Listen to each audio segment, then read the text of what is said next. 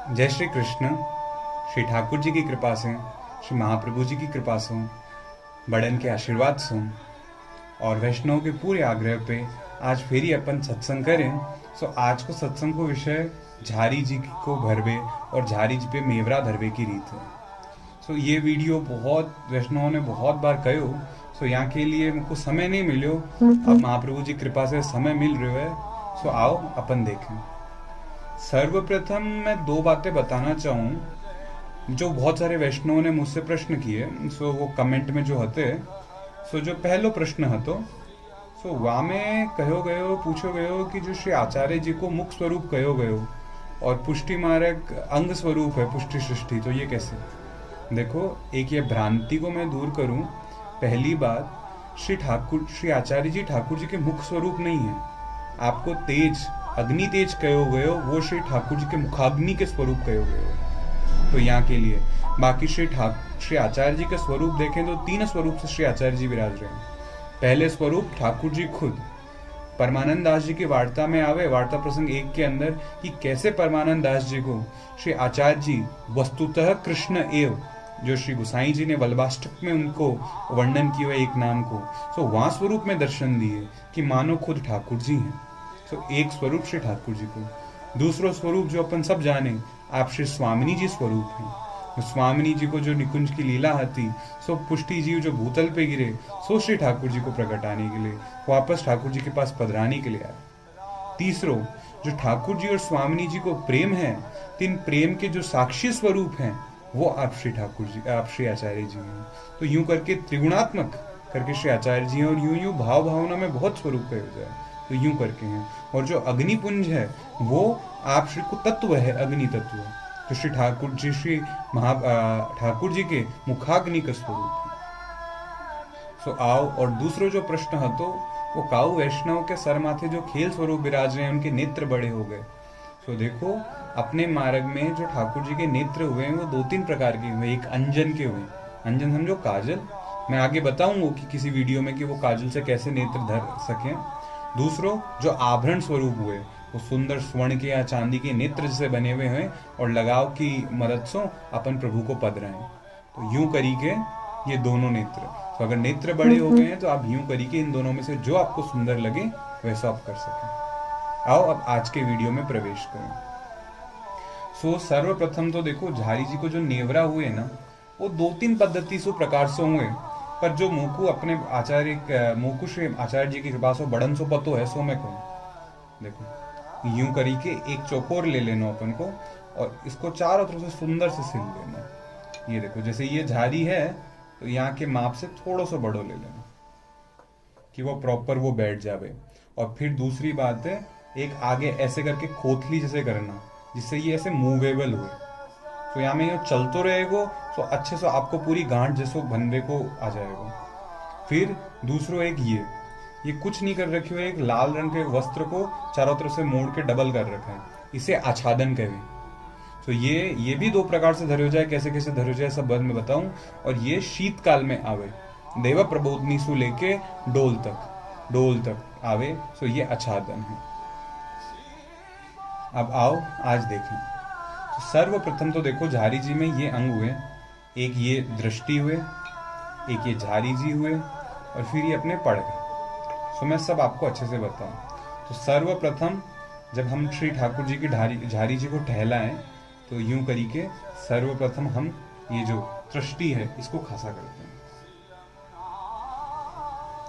अच्छे से खासा करना। देखो, एक और बात मैं बताऊं, बहुत सारे वैष्णव खासा की जगह मांझना खंकालना ये बोले, ये सुंदर वस्तु नहीं है, अपने यहाँ रसात्मक स्वरूप है।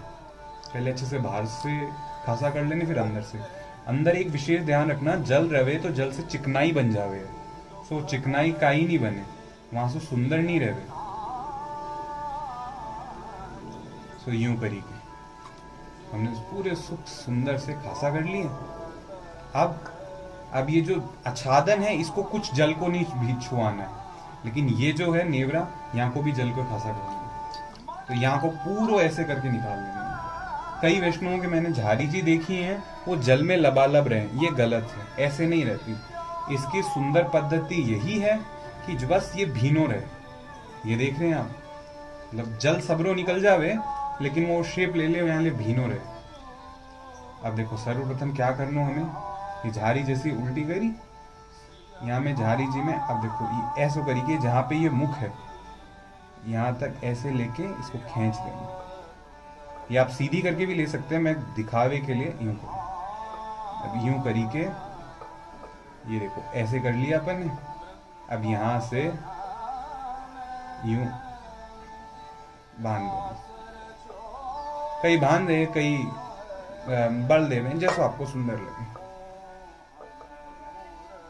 यहाँ में मैंने बोली ना 2-3 पद्धतियां हैं झारी के नेवरे की भी, यहाँ में एक पद्धति मैं आपको बताऊं।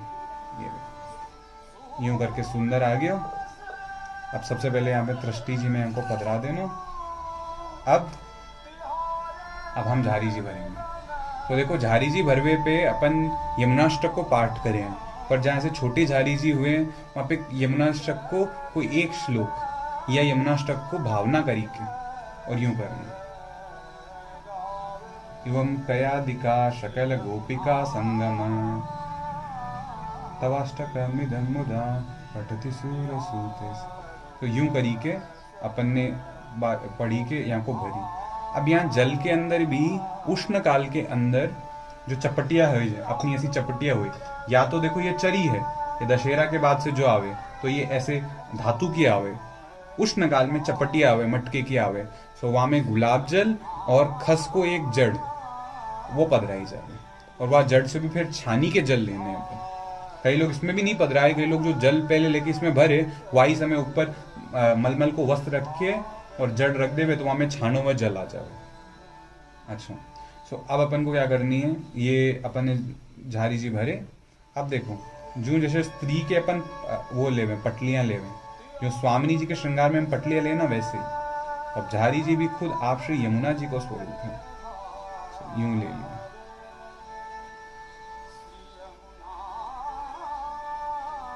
अब देखो जा समय प्रभु को भोग धरेंगे तो वह समय ऐसे साइड कर देंगे, बाकी समय ये इसके ऊपर रहेगा।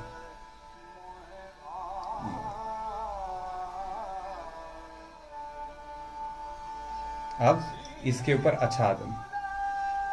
अब आच्छादन का भी क्या है, कई लोग ऐसे भी धरे हैं, पर जो हमने बड़न से देखी है वो यूं करी के धरवे की रीत है कि प्रभु पीवे तो ऐसे प्रभु पीवेंगे। अच्छा, तो अब देखो, अब जब अपन श्री प्रभु के सन्मुख यहाँ झारी को धरें तो यह अंगुली को स्पर्श नहीं करते हुए, ऐसे करते हुए एक हाथ यूं लेते हुए, और फिर जैसे ये पड़घा जी प्रभु के सन्मुख विराजे तो यूं करी के प्रभु की आज्ञा लेके इनको पकड़े, श्री महाप्रभु जी को स्मरण करके, और फिर वास में दोबारा जब अपन झारी जी को ठहलाएं तो वापस प्रभु की आज्ञा लेके यही रीति से ऐसे लेते हुए यूं। सो ये आज की ठाकुर जी की कृपा से ये हमने देखियो कि झारी जी को नेवरो कैसे धरियो जाए, झारी जी कैसी भरी जाए। फिर अगले वीडियो में और कोई भाव के साथ आपके कोई कमेंट प्रश्न हो तो नीचे ज़रूर लिखियो कि मैं और काय में बनाऊं। और देखो मैं बालक हूँ आप सबन को, सो मुझसे कोई भी भूल हुए तो मुझको नीचे ज़रूर लिखियो कि जहाँ से मैं सुधार सकूं। अपनी भावना बस यही है कि वैष्णव सबन तक ये सुंदर बात पहुँचे और वो सुख से अपने प्रभु को रिझा पाए। और यहाँ वीडियो को और कोई उद्देश्य नहीं। यहाँ के साथ कृष्ण अर्पण मस्तु। जय श्री कृष्ण।